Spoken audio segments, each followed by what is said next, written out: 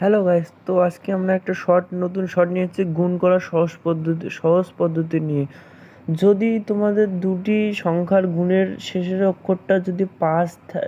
সংখ্যাটা যদি 5 থাকে এবং তাদের মধ্যবর্তী গ্যাপটা যদি 10-এর থাকে, যেমন একটা 25-35-এর মধ্যবর্তী গ্যাপ 10, তাহলে শেষের সবথেকে মানে এই দুটোর মধ্যে সামনের সবথেকে বড় সংখ্যাটির স্কোয়ার করে তার থেকে -1 করতে লাগবে। তার থেকে মাইনাস ওয়ান করলে কত হয়? তো 9 তাহলে 8, এবং তাদের শেষে সব সময় 75 বসাতে লাগবে। তাই দেখো, এখানে 4×4=16, থেকে 1 কমালে কত হয়? 15। তার পিছনে বসা লাগবে 75, এবং এটা তোমাদের জন্য হোমওয়ার্ক রইল।